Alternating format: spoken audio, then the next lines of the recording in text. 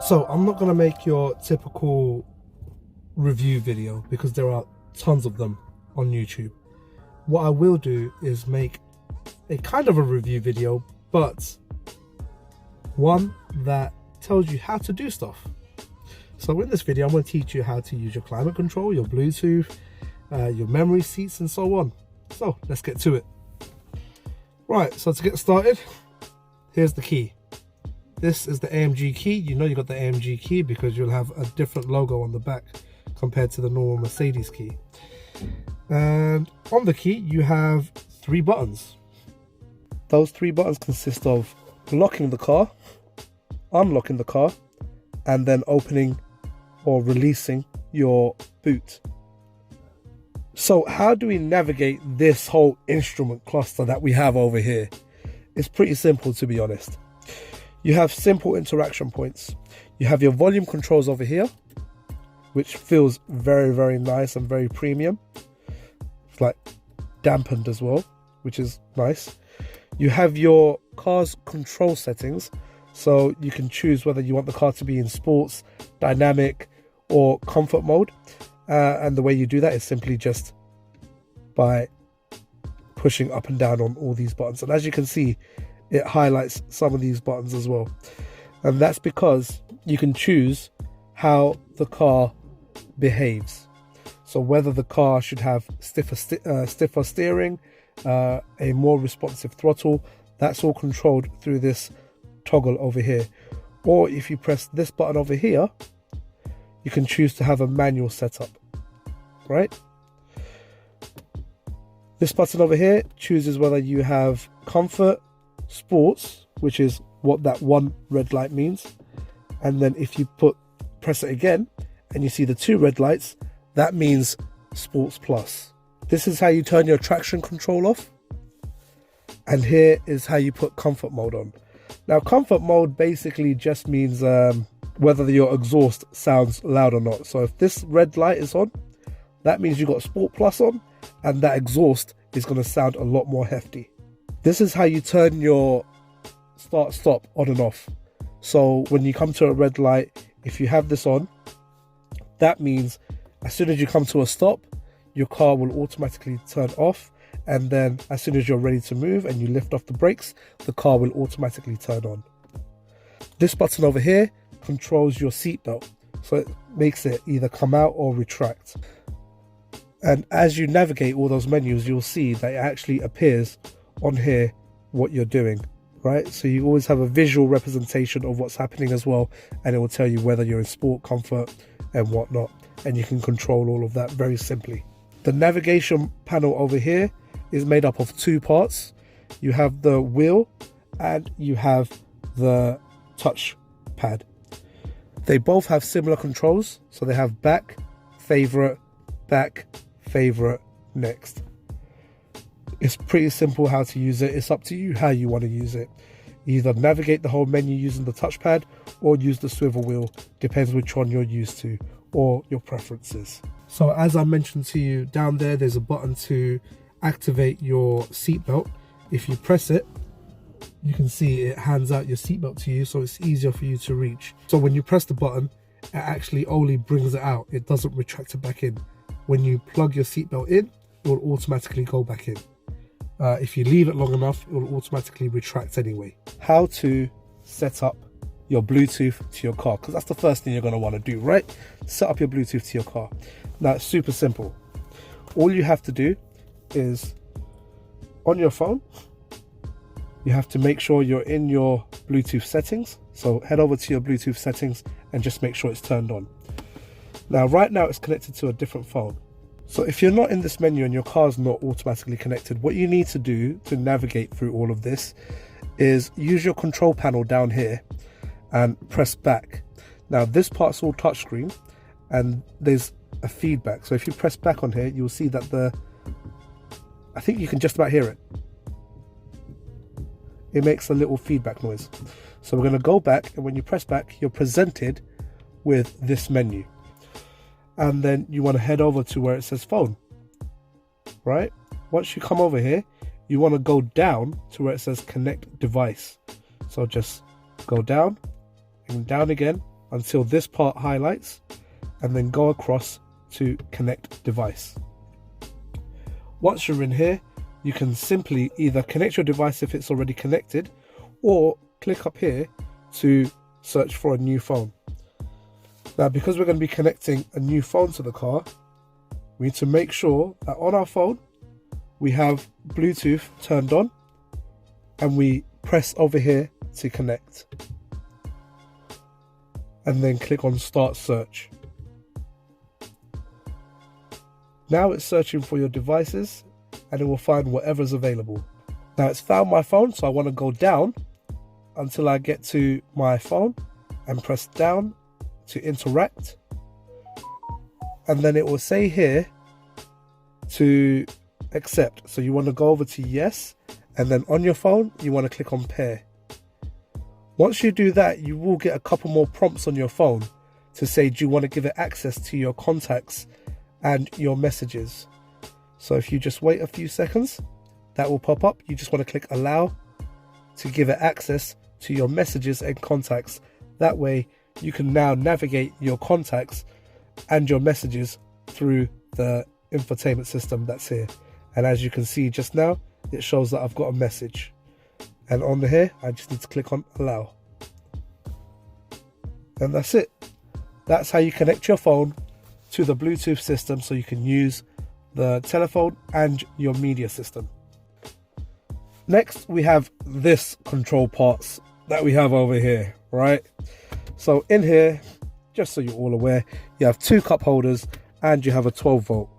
What I started doing with these cars is actually putting a USB 12 volt in here, so when I lift this up I have a USB port available right here as well. You do have quite a deep storage area over here as well. You can put your phone in there just to show you how it looks. My phone's in there and the thing will still close, and mine's a foldy phone, so it is a thicker one, so you have no problem with a normal phone. So let's close that back up. You have your clock, you have your navigation button, radio button, media button, telephone button, and this button over here allows you to choose your vehicle settings. So if I just move my camera up, you can see when I press that button, this menu appeared, which allows me to choose what driving mode I'm in, vehicle controls, and set the time. Going back down, you then have your hazard button, and then you have your dual climate controls, which is located on either side. So hot and cold, just push up, push down to control all of that. But I don't want this on at the moment, so what I'm going to do is turn it off. And to turn your climate control off, what you want to do is just press down on your heating. If that still doesn't turn it off and you still see these are on, all you have to do is press the auto button, wait for that red light to come on, and press down on here twice, and that will turn everything off. So this is to control your fan speed. This controls where your heating or cold air comes out from. This is to set everything on auto, so you simply just set a temperature on either side, press the auto, and the car will do everything for you. This is to demist the front windscreen. So if your front windscreen is all misted up, just press this button to turn it on. This is to do the rear, and this is to sync both sides. So if you want both sides of the car to be the same temperature, just press this sync button. This is to turn on external or internal airflow. So if this is turned on, with this light turned on right now, so if I just turn that on, if that light is turned on, that means the cabin air is recirculated from the inside. If it's turned off, that means it's getting all the air from the outside. And then you have your AC control right here. This menu button simply just controls your screen up here. So if you press down on here, you'll be presented with all your climate controls, and you can see it all on the display over here if it's quite confusing for you to use just by using the light navigation down here. So that is simply how you control your air conditioning and your climate controls. If you press any of these buttons down here, it will then change your top screen to the relevant button that you've pressed. So for example, if you press nav, it will take you to your navigation. Press media, it will take you to your media, and so on. Next, we have stalk controls. Stalk controls basically just means steering controls. You have volume up, volume down, mute, voice command, answer your phone, hang up your phone, go back, home, turn off voice command, and this is to navigate up and down and OK on your instrument cluster.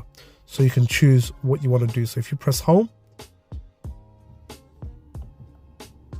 you can simply navigate all through here. So if I want my navigation up, I just click on navigation and it will tell me where to go. If I did have a destination set, it will actually tell me my directions on there as well. So you're telling me to go forward, left, or there's a right turning coming up. Everything will be displayed there. And that's how you control your instrument cluster information using these controls here. You do have paddle shifts as well. So paddle shift to gear up, paddle shift to gear down. You have your windscreen washer over here. So if you press that in, you will activate your windscreen. If you lift it up, you will activate your wipers. Down here, you have your cruise control. To activate your cruise control, it's pretty simple. You just press this button in and then you swipe it up and down to set your cruise control. Now, if you press this and that light turns on, you can either set a limiter, so it will set how fast you can go, or you can set a constant speed for it to travel at. On the right side of your steering, you have your gear selector. Now, this is actually very, very useful in the position that it's in. It does have multiple functions, so let's talk you through that. When you move the gear selector, you have two stages of it. Stage 1, stage 2.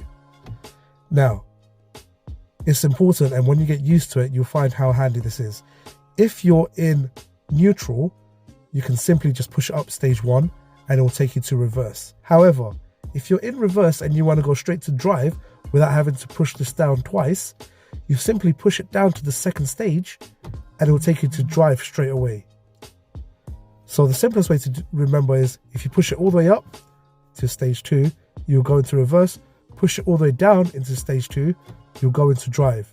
And if you just push it up or down once from whatever gear you're in, you'll always end up in neutral. That's a good way to remember that. And then if you press the button that's here, you'll put your car in park. To take your car out of park, you have the button that's located down here. Push down to release and pull up to engage. Finally, we have the door controls. You can control your headrest using this button over here. You can bring your headrest down, pull your headrest up, bring your seat forward, bring your seat back, lower your seat, heighten your seat,